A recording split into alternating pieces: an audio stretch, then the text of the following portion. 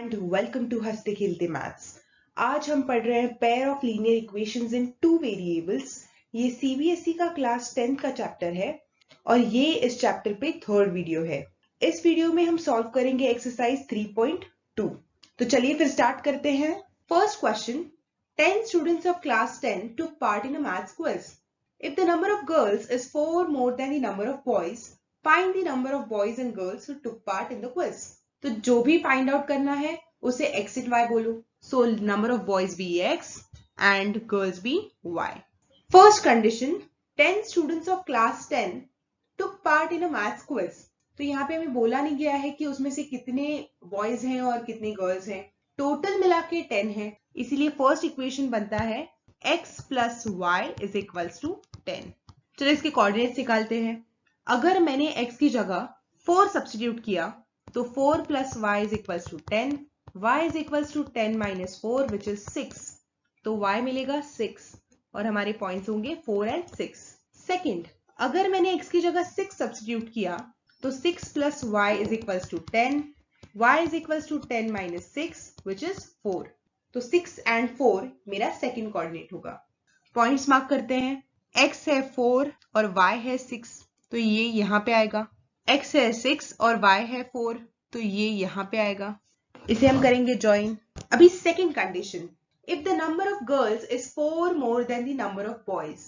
अगर मैंने number of boys में 4 ऐड किया तो मुझे मिल जाएगा नंबर ऑफ गर्ल्स. तो नंबर ऑफ बॉयज क्या है x, उसमें अगर मैं 4 ऐड करूं तो मुझे मिल जाएगा नंबर ऑफ गर्ल्स. ये इक्वेशन बना हमारा 2. अगर मैंने x की जगह यहाँ पे 0 सब्स्टिट्यूट किया तो y मुझे मिलेगा 4. तो ये हो जाएगा 0 and 4. और x की जगह अगर मैंने 1 सब्स्टिट्यूट किया तो y मुझे मिलेगा 1 plus 4 is equals to y, 5 is equals to y. तो y होगा 5. तो 1 and 5. चलो ये पॉइंट्स मार्क करते हैं. 0 and 4 ये यहाँ पे आएगा. 1 and 5, 1 यहाँ पे है और 5 यहाँ पे है. तो ये दो लाइंस जिस पॉइंट पे इंटरसेक्ट कर रहे हैं वो हमारा आंसर होगा. तो वो पॉइंट्स कौन से हैं? 3 and 7. तो यहाँ पे x कोऑर्डिनेट क्या है? 3 है और y कोऑर्डिनेट क्या है? 7 है. तो number of boys is equals to 3 and number of girls is equals to 7. ये आया हमारा final answer. Second question, 5 pencils and 7 pens together cost ₹50, whereas 7 pencils and 5 pens together cost ₹46. Find the cost of 1 pencil and that of 1 pen. तो first step ये है कि जो भी find out करने बोला है उसे x and y बोलो. So let the cost of 1 pencil be x and 1 pen be y. इसमें दो कंडीशंस है. फर्स्ट कंडीशन क्या है? 5 pencils and 7 pens together cost ₹50. तो 5 पेंसिल है x plus 7 pens 7y is equals to 50. ये हुआ इक्वेशन नंबर 1. अभी हमें निकालने हैं x और y कोऑर्डिनेट्स, इसलिए मैं थोड़ा सा इस इक्वेशन को सिंप्लीफाई करूंगी. तो 7y is equals to 50 minus 5x, y is equals to 50 minus 5x upon 7. तो यहाँ पे थोड़ा सा सोचना पड़ेगा कि अगर मैंने x की वैल्यू 1 रखी तो 5 into 1 हो जाएगा 5, 10 minus 5 हो जाएगा 45, 45 upon 7. तो डायरेक्ट डिवीजन नहीं होगा, इसीलिए हम ऐसी कोई वैल्यू रखेंगे जिससे 7 से हम डायरेक्टली डिवाइड कर सके. तो अगर मैंने x की जगह रखा 3, 50 minus 5 into 3 is 15 upon 7. तो ये होगा 35 upon 7 which is 5. तो y आ जाएगा 5. हमारा फर्स्ट कोऑर्डिनेट है 3 and 5. सेकंड, अगर मैंने x की जगह 10 रखा तो 50 minus 5 into 10 is 50 upon 7. ये बन जाएगा 0. तो अगर मैंने 10 रखा तो y मिलेगा मुझे 0. 10 and 0. अभी second condition, whereas 7 pencils and 5 pens together cost ₹46. तो 7 pencil plus 5 pens is equals to 46. ये बन गया इक्वेशन नंबर 2. इसे भी थोड़ा सिंप्लीफाई करते हैं. 5y is equals to 46 minus 7x. तो y is equals to 46 minus 7x upon 5. अगर मैंने यहाँ पे x की वैल्यू 3 रखी तो 46 minus 21 upon 5। तो 46 माइनस 21 इज 25 अपॉन 5। तो ये मिल जाएगा मुझे 5। तो अगर मैंने x की वैल्यू रखी 3 तो मुझे y मिला 5। तो मेरे कोऑर्डिनेट्स है 3 एंड 5। नेक्स्ट, अगर मैंने x की वैल्यू रखी 8 तो 46 माइनस 56 अपॉन 5। तो मुझे ये मिलेगा -10 अपॉन 5 इज -2। तो अगर मैंने x की वैल्यू रखी 8 तो मुझे y मिला -2। तो हमारे कोऑर्डिनेट्स हुए 8 एंड -2। तो ये कोऑर्डिनेट्स आप ग्राफ पे प्लॉट करना और मुझे इसका आंसर बताना। Second question, on comparing the ratios of a1 upon a2, b1 upon b2 and c1 upon c2, find out whether the lines representing the following pairs of linear equations intersect at a point are parallel or coincident. Basically हमें equations देख के बताना है इन equations के graph में lines parallel होंगे या फिर coincident होगा या फिर एक ही पॉइंट पे intersect करेंगे। वो हम कैसे बताते हैं? a1 upon a2, b1 upon b2 और c1 upon c2 के रेशियो से। तो a1 और a2 क्या होते हैं? जो भी x का कोएफिशिएंट होता है उसे हम कहते हैं a। क्योंकि यहाँ पे दो इक्वेशंस हैं इसीलिए फर्स्ट इक्वेशन में हम कहते हैं a1 और सेकंड इक्वेशन में a2। सिमिलरली y का कोएफिशिएंट होगा b। तो फर्स्ट इक्वेशन में -4 होगा b1, 6 होगा b2, c1 होगा 8 और c2 होगा 9। तो a1 upon a2 is equals to a1 है 5 और a2 है 7।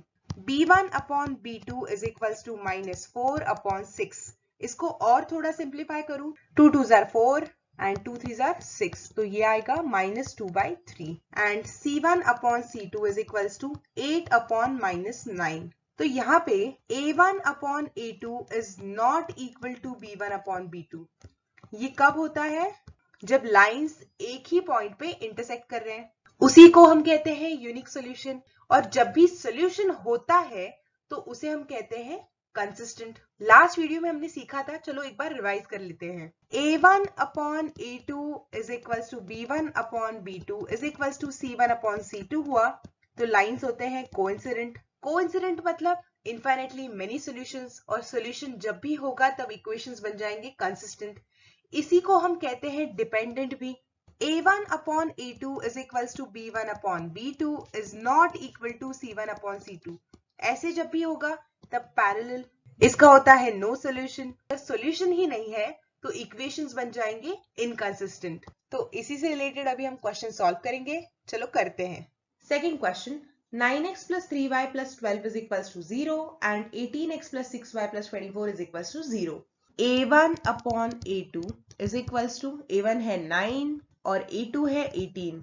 9 1s are 9 और 9 2s are 18। तो आंसर आया 1/2। b1 upon b2 is equals to b1 है 3, b2 है 6।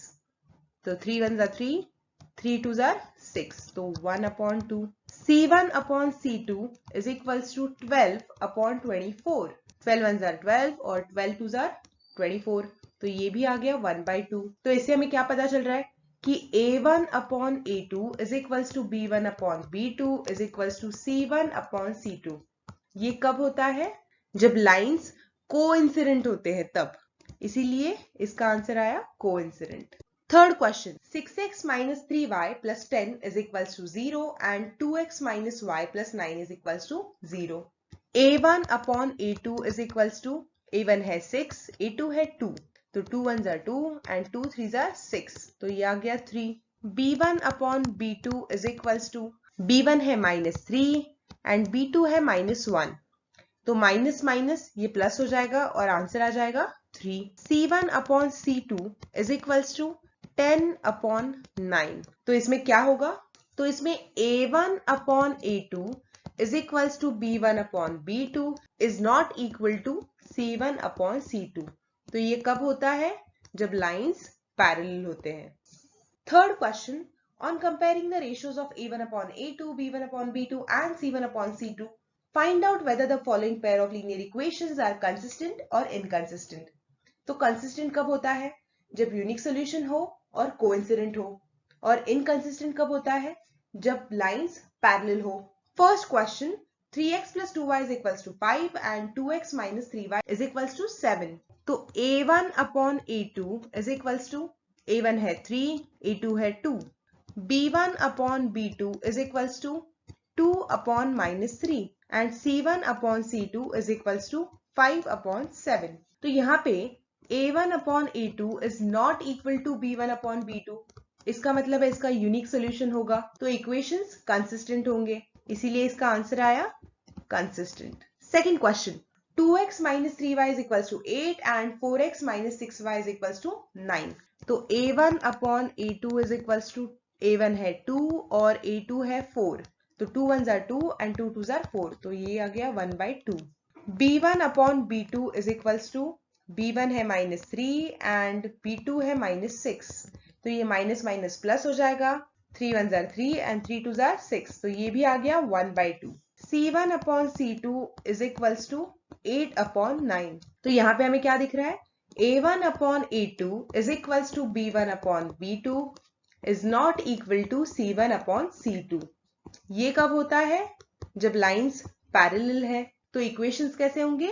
इनकंसिस्टेंट. तो इसीलिए आंसर आया inconsistent. Third equation, 3/2x plus 5/3y is equals to 7 and 9x minus 10y is equals to 14. तो यहाँ पे फर्स्ट इक्वेशन में हम इसका एलसीएम निकालेंगे, तो वो आया 6, राइट? उससे हम पूरे इक्वेशन को मल्टीप्लाई करेंगे into 6 plus 5/3y into 6 is equals to 7 into 6. तो 2 1s are 2, 2 3s are 6, 3 1s are 3, 3 2s are 6. 3 into 3x is 9x plus 5 into 2y is 10y is equals to 42. ये आ गया हमारा equation 1. तो चलिए फिर A1 upon A2 निकालते हैं. A1 upon A2 is equals to, A1 है 9, A2 है 9, तो ये आ गया 1. B1 upon B2 is equals to, B1 है 10 upon minus 10, तो ये आ गया -1.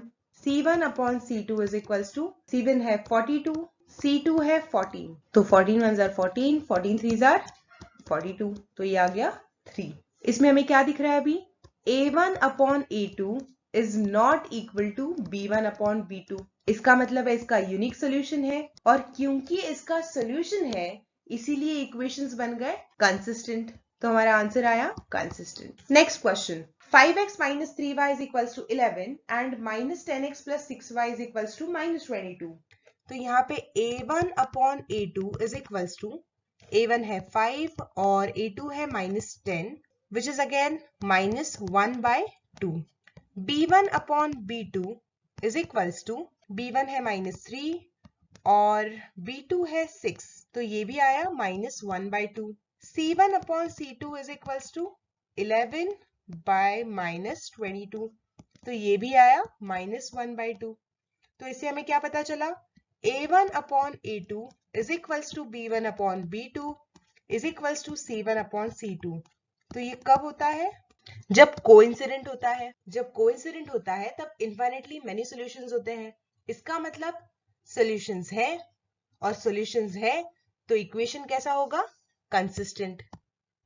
Last question, 4/3x plus 2y is equals to 8 and 2x plus 3y is equals to 12. First equation को अगर स्टैंडर्ड फॉर्म में लाना होगा तो मुझे क्या करना पड़ेगा? डिनोमिनेटर में 3 है, तो अगर मैं सारे इक्वेशन को 3 से मल्टीप्लाई करूं तो डिनोमिनेटर कट जाएगा. 4/3 into 3x plus 2y into 3 is equals to 8 into 3. तो ये 3 कट जाएगा. यहाँ पे आया 4x plus 6y is equals to 24. ये हमारा बन गया इक्वेशन. तो अभी निकालते हैं हम A1 upon A2.